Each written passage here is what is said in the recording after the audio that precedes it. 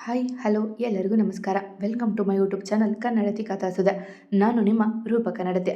ದಯಮಾಡಿ ನಮ್ಮ channel subscribe ಆಗಿ ಲೈಕ್ ಮಾಡಿ, ಕಮೆಂಟ್ ಮಾಡಿ, ಬೇರೆಯವ್ರಿಗೂ ಶೇರ್ ಮಾಡಿ.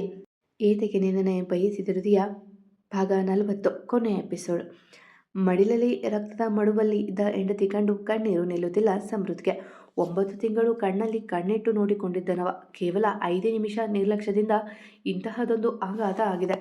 ಇತಿ ಇತಿ ನೋಡಮ್ಮ ಇಲ್ಲೇ, ನಿಂಗೆ ಪಾಪುಗೆ ಇಬ್ಬರಿಗೂ ಏನೂ ಆಗಲ್ಲ. ನೀನು ನನ್ನ ದೂರ ಮಾಡಲ್ಲ ಅಂತ ಹೇಳಿದ್ದೆ ಅಲ್ವಾ? ಕೆನ್ನೆ ತಟ್ಟಿ ಪ್ರಜ್ಞೆ ತಪ್ಪದಂತೆ ನೋಡಿಕೊಳ್ಳುತ್ತಿದ್ದಾನೆ.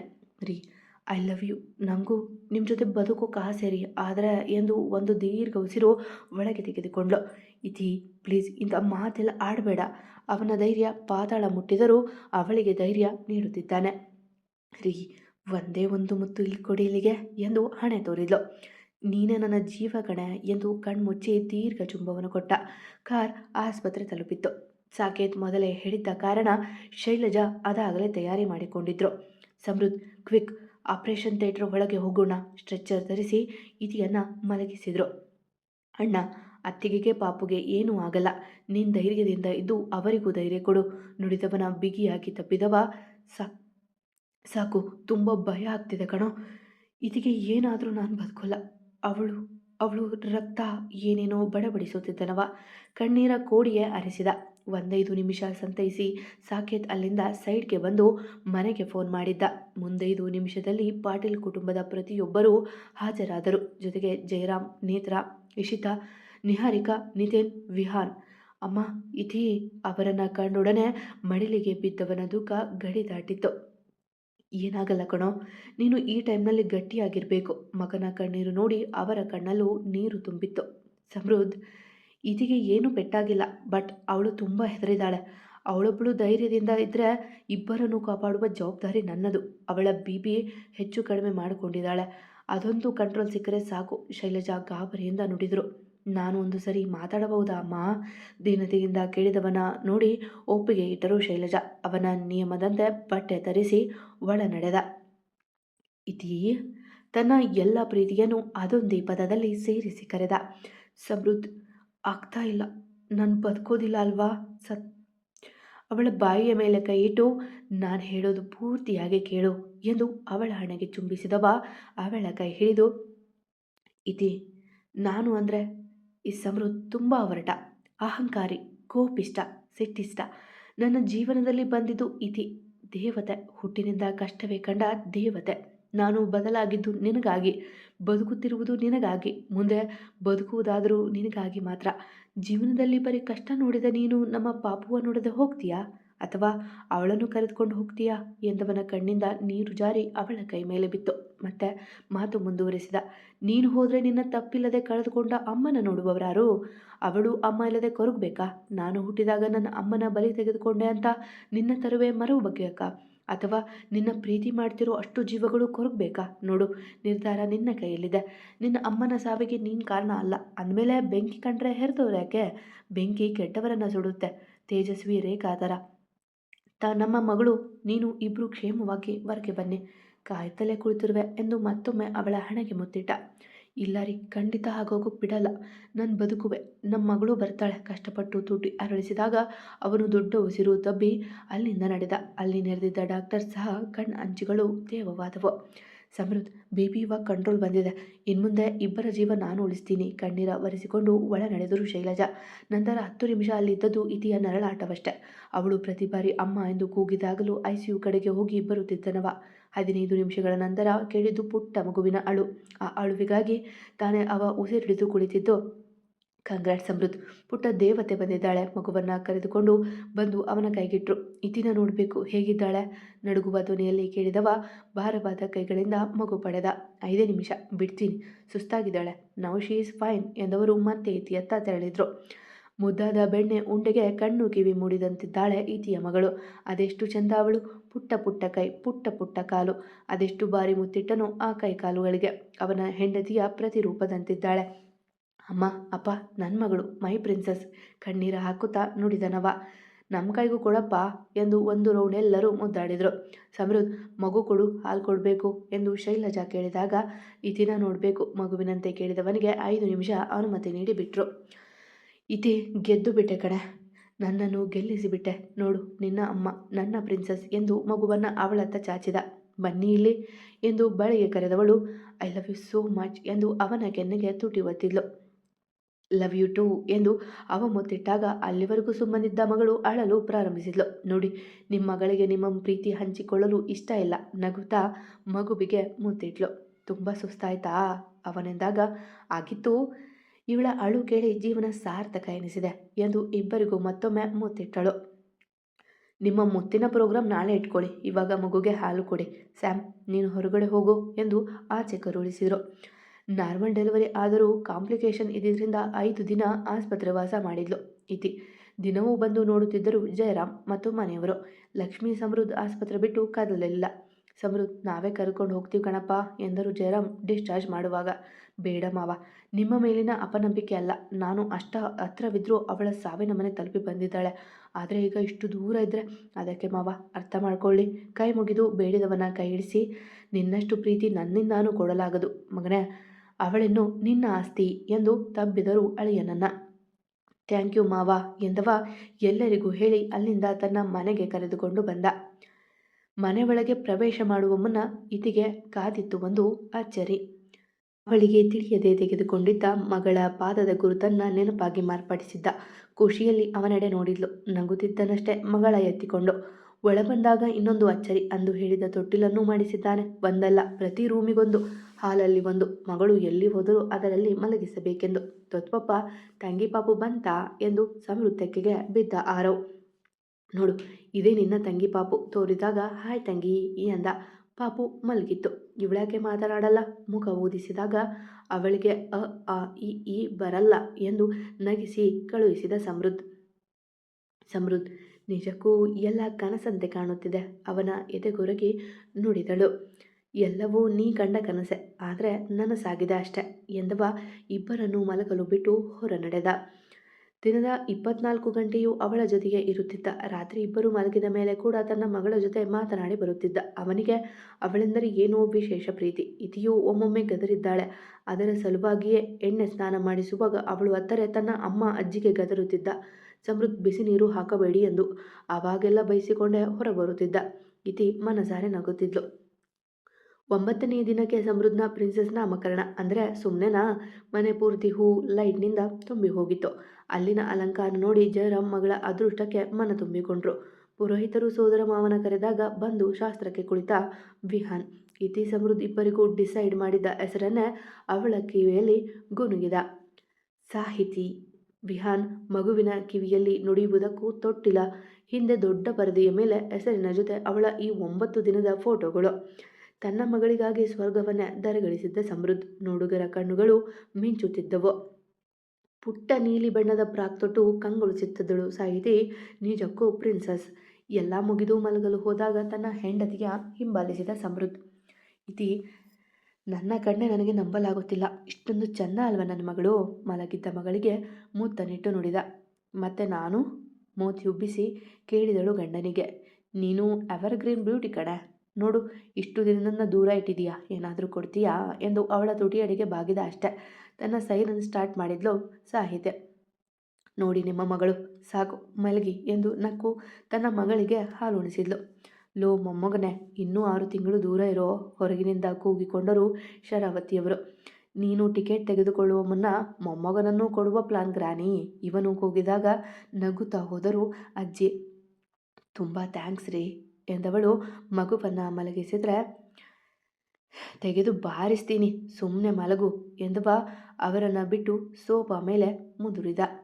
ಮತ್ತೆ ಮಗಳಿಗೆ ಎಚ್ಚರವಾದಾಗ ಇಬ್ಬರೂ ಎದ್ದರೂ ಹಾಲು ಕುಡಿಸುವುದಷ್ಟೇ ಇತಿ.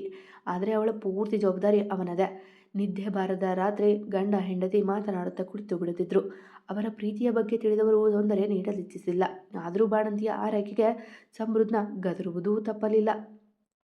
ಸಮೃದ್ಧ್ ಇತಿ ಜೀವನ ಮಗಳು ಬಂದ ಮೇಲೆ ತುಂಬ ವೇಗವಾಗಿ ಹೊಡುತ್ತಿತ್ತು. ಯಾವ ಅಡೆತಡೆಗಳು ಇಲ್ಲದಂತೆ ಜೀವನ ಸುಗಮವಾಗಿ ಮಗಳ ಪ್ರತಿ ಚಲನವಲವನ್ನು ಮನಸಾರೆ ಆಸ್ವಾದಿಸುತ್ತಿದ್ರು ಮನೆಯವರೆಲ್ಲ. ಆರವಂತೂ ಅವಳಿಗೆ ಅ ಆ ಇ ಕಲಿಸುವ ಎಂದು ಆಟ ಹಿಡಿದು ಕೂರುತ್ತಿದ್ದ. ಆಗೆಲ್ಲ ಹೇಗೋ ಮಾತು ಮರೆಸುತ್ತಿದ್ದರು ಗಂಡ ಹೆಂಡತಿ. ರೇಖಾ ತೇಜಸ್ವಿ ಸಾವಿನ ನಂತರ ಮಾನು ಬೇಸರವಾಗಿದ್ದರೂ ಕೂಡು ಕುಟುಂಬದ ಪ್ರೀತಿಗೆ ಒಗ್ಗೂಡಿಕೊಂಡಿದ್ಲು. ಪ್ರೀತಮ್ಗೆ ಇನ್ನೂ ಬಿಡುಗಡೆ ಆಗಿಲ್ಲ. ಇನ್ನೂ 1 ವರ್ಷದ ಶಿಕ್ಷೆ ಇದೆ. ಇತಿ ಅಂದು ಬೆಳಗ್ಗೆ ತಯಾರಿ ಆಗುತ್ತಿದ್ದವಳ ರಾಗದಲ್ಲಿ ಕರೆದ ಸಮೃದ್ಧ್. ಏನು? ಅವನತ್ತ ಸಣ್ಣ ನೋಟ ಎಸೆದು ಕೇಳಿದ್ಲು. ಬೆಳಗ್ಗೆ ಬೆಳಗ್ಗೆ ಇಷ್ಟೊಂದು ರೆಡಿ ಆಗ್ತಿದೀಯಾ? ಎಲ್ಲಿಗೆ? ಅವಳನ್ನ ಹಿಂದಿನಿಂದ ಬಳಸಿ ಕೊರಳಲ್ಲಿ ಮುಖ ಬಿಟ್ಟು ಕೇಳಿದ. ಎಲ್ಲಿಗೂ ಇಲ್ಲ. ನೀವು ತಯಾರಾಗಿ. ನಾಳೆ ಸಾನು ಸಾಕು ಮದುವೆ. ನೆನಪಿದೆಯೋ? ನನ್ನ ಗೊಂಬೆ ಮದುವೆ ನಾನು ಹೇಗೆ ಮರೀಲಿ? ಇಷ್ಟೇ ಇದ್ಲು. ನನ್ನ ಹಿಂದೆ ಅಣ್ಣ ಅಣ್ಣ ಅಂತ ತಿರುಗ್ತಾ ಇದ್ದವಳು ಇಂದು ಮದುವೆ ಆಗ್ತಿದ್ದಾಳೆ. ಭಾವುಕನಾಗಿ ನುಡಿದ. ಎಲ್ಲ ಹೆಣ್ಮಕ್ಳ ಕಥೆಯೂ ಅಷ್ಟೇ. ಅವಳನ್ನು ನಿಮ್ಮಷ್ಟೇ ಪ್ರೀತಿಸುವ ಋತ್ವಿಕ್ ಇರುವಾಗ ಚಿಂತೆ ಏಕೆ? ಮುಂದೆ ನಮ್ಮ ಪ್ರಿನ್ಸೆಸ್ ಕೂಡ ಬೇರೆ ಮನೆಗೆ ಹೋಗಲೇಬೇಕು. ಅವಳೆಂದಾಗ ಕೋಪದಿಂದ ಅವಳ ಬಿಟ್ಟವ. ಇಲ್ಲ, ನನ್ನ ಪ್ರಿನ್ಸೆಸ್ನ ನಾನೆಲ್ಲೂ ಕಳಿಸಲ್ಲ. ಮೋತಿ ದಪ್ಪ ಮಾಡಿಕೊಂಡು ನುಡಿದ. ಕೋಪ ಮೂಗಿನ ಮೇಲೆ ಇರುತ್ತೆ ಈ ಸಿಟ್ಟಿಸ್ತನಿಗೆ. ನಾನು ಹೇಳಿದ್ದು ನಿಜಾನೇ ಅಲ್ವಾ? ಅವನ ಎದುರು ಕೈ ಕಟ್ಟಿ ಕೇಳಿದ್ಲು. ಇಲ್ಲ, ಪ್ರಿನ್ಸೆಸ್ಗೆ ಮದುವೆ ಮಾಡಿ ಇಲ್ಲೇ ಇಟ್ಕೊಳ್ಳೋಣ. ಮುಖದ ಗಂಟು ಕದಲಿಸದೆ ನುಡಿದ. ಅದೆಲ್ಲ ನೋಡೋಣ. ಒಂಚೂರು ನಗಿ. ಈಗ ಇನ್ನೂ 3 ವರ್ಷದ ಕೂಸು ಅವಳು.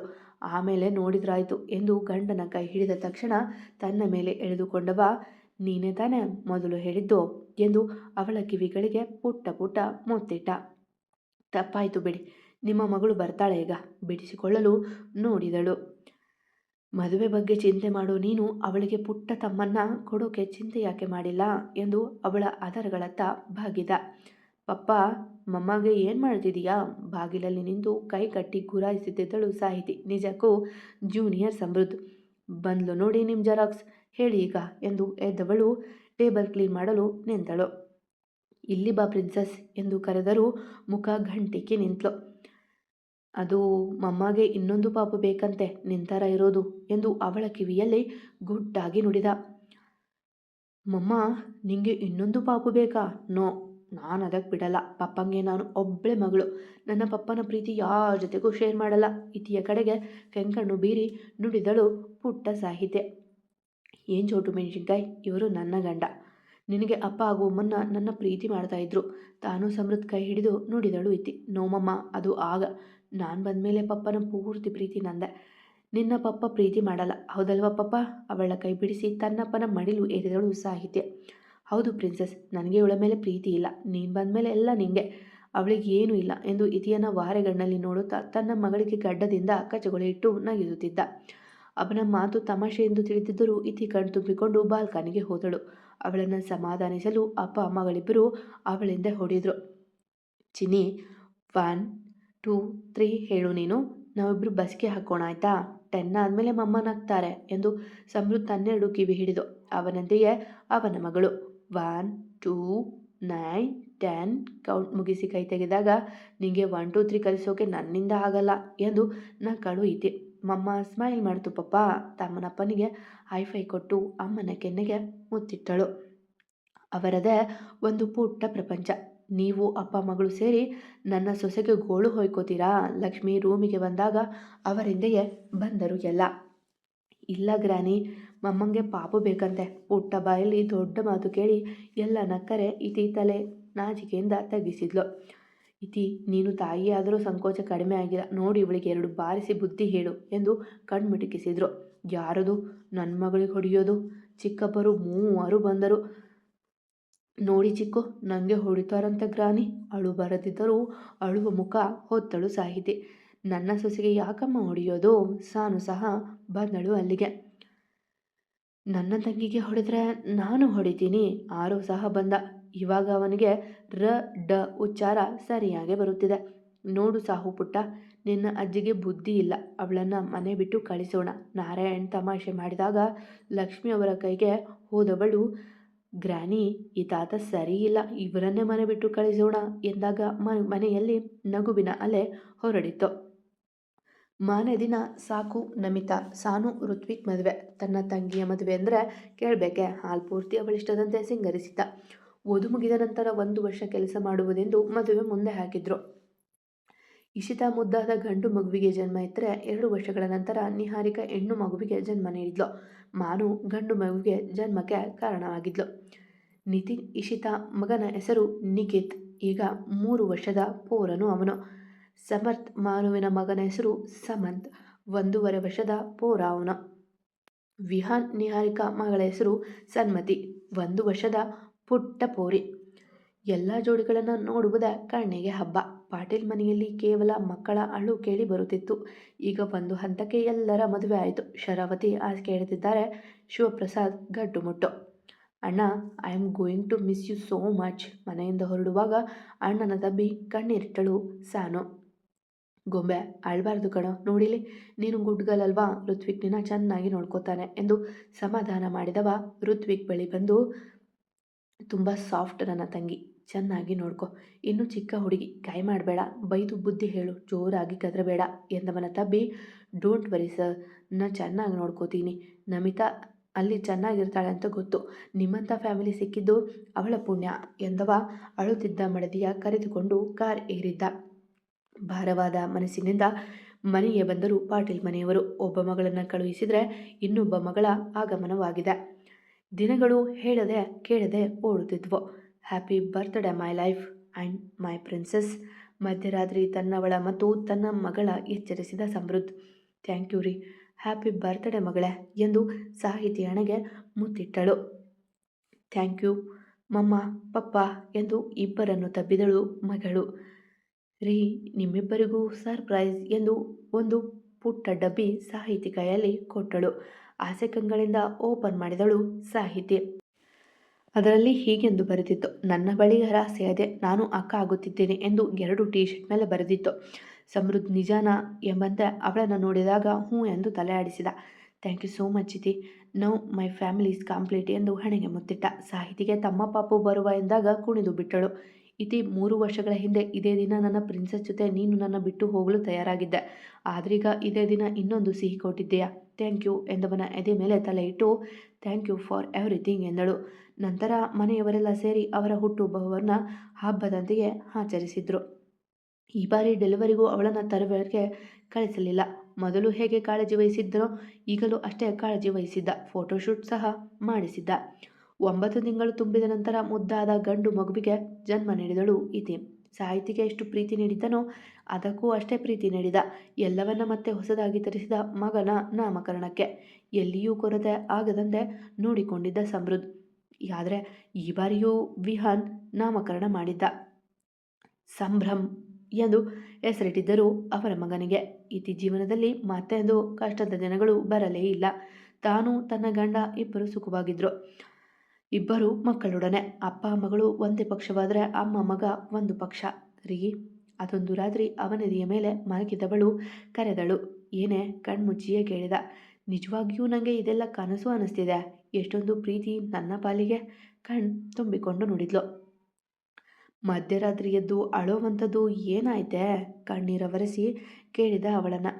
ನಿಮ್ಮನ್ನು ಪ್ರೀತಿ ಮಾಡೋಕ್ಕೆ ಶುರು ಮಾಡಿ ಮತ್ತೆ ದೂರ ಆಗಿ ಮತ್ತೆ ಮದುವೆ ಆಗಿ ಹಿಂಸೆ ನೀಡಿದ್ರು ನನ್ನ ಹೃದಯ ನಿಮ್ಮನ್ನೇ ಬಯಸ್ತಿತ್ತು. ಆವಾಗೆಲ್ಲ ತಿಳಿಯಲಿಲ್ಲ, ಇವಾಗ ಅರಿವಾಗಿದೆ ಏತಕ್ಕೆ ನಿನ್ನನ್ನೇ ಬಯಸಿದ ಹೃದಯ ಅಂತ ಎಂದಳು ಭಾವುಕಳಾಗಿ. ಯಾಕಮ್ಮ, ಏನೇನು ಮಾತಾಡ್ತಿದೀಯಾ? ಯಾಕಿಲ್ಲ, ನನ್ನ ಜೀವನದಲ್ಲಿ ಪ್ರೀತಿಯ ಬಗೆದು ಕೊಡಲೆಂದೇ ನಿಮ್ಮನ್ನು ಸೃಷ್ಟಿಸಿದ್ದಾನೆ ದೇವರು ಎಂದಳು. ನನಗೂ ಅಷ್ಟೆ. ಅಂದು ಟ್ರಾಫಿಕ್ನಲ್ಲಿ ನೋಡಿದಾಗಿನಿಂದ ನೀನು ಮೋಸ ಮಾಡಿದೆ ಅಂತ ತಪ್ಪು ತಿಳಿದರೂ ನೀನು ಸಾಯುವ ಹಂತಕ್ಕೆ ಹೋದಾಗಲೂ ಏತಕ್ಕೆ ನಿನ್ನನ್ನು ಬಯಸಿದ ಹೃದಯ ಅಂತ ಯೋಚಿಸುತ್ತಿದ್ದ ಪ್ರಶ್ನೆಗೆ ಉತ್ತರ ನೀನೇ ಒಂದು ಅನರ್ಘ್ಯ ರತ್ನ. ನಿನ್ನ ಪ್ರೀತಿ ನನ್ನ ಜೀವಕ್ಕೆ ಸಂಜೀವಿನಿ ಎಂದು ಅವಳ ಹಣೆಗೆ ಮುತ್ತಿಟ್ಟ. ಪಾಪ ಮಮ್ಮ, ನಾನು ನಿದ್ದೆ ಮಾತಿಲ್ಲ. ನನ್ನ ಹೃದಯನೂ ನಿಮ್ಮ ಪ್ರೀತಿಯನ್ನೇ ಬಯಸಿದೆ. ತನ್ನ ಪುಟ್ಟ ಮಗಳು ನೋಡಿದಾಗ ಮಗ ಹೂಗುಟ್ಟಿದ. ಇಬ್ಬರು ಮುಖ ನೋಡಿಕೊಂಡು ನಕ್ಕು ಮಕ್ಕಳಿಬ್ಬರನ್ನು ತಪ್ಪಿ ಮಲಗಿದರು ಇತಿ ಸಮೃದ್ಧ್. ಮೆಲ್ಲಗೆ ಹಾಡೊಂದು ಗುನುಗಿತು ಅಲ್ಲಿ. ಏತಕ್ಕೆ ನಿನ್ನನೆ ಬಯಸಿದೆ ಹೃದಯ, ನಿನ್ನಲ್ಲಿ ಏನಿದೆ ಓ ಮಹಾರಾಯ, ಮಾಮೂಲಿ ಅಲ್ಲ ನೀನು ಮನದುಂಬಿ ಹೇಳುವೆನು, ನೀ ಕೋಟಿಯಲ್ಲಿ ಒಬ್ಬನೇ, ನಾ ಕಾಡಿಸುವೆ ನಿನ್ನನೆ. ಮುಕ್ತಾಯ. ಒಂದು ಚಂದದ ಮುಕ್ತಾಯ ಕೊಟ್ಟಿದ್ದೀನಿ ಅನ್ಕೊತೀನಿ. ಇತಿ ಸಮೃದ್ಧ್ ಕತೆ ನಿಮ್ಗೆ ಇಷ್ಟ ಆಗಿದ್ರೆ ದಯಮಾಡಿ ಬೇರೆಯವ್ರಿಗೂ ಶೇರ್ ಮಾಡಿ ಕೇಳಿ. ಕತೆ ಇಷ್ಟ ಆಗಿದೆ ಅನ್ಕೋತೀನಿ. ಕಮೆಂಟ್ ಹಾಕಿ ಸಬ್ಸ್ಕ್ರೈಬ್ ಆಗ್ತೀರಿ. ನಿಮ್ಮ ಅಭಿಪ್ರಾಯಗಳನ್ನು ತಿಳಿಸೋದು ಮರಿಬೇಡಿ ಆಯಿತಾ. ಕತೆ ಮುಗಿದಿದೆ. ಪ್ಲೀಸ್ ಇಷ್ಟು ದಿನ ಪ್ರೀತಿಯಿಂದ ಕೇಳಿ ಪ್ರತಿಕ್ರಿಯೆ ನೀಡಿ ಪ್ರೋತ್ಸಾಹ ಮಾಡ್ತಿದ್ದ ಎಲ್ಲರಿಗೂ ನನ್ನ ತುಂಬ ಹೃದಯದ ಧನ್ಯವಾದಗಳು. ಮುಂದೆನೂ ಹೀಗೆ ಪ್ರೋತ್ಸಾಹ ಕೊಡಿ.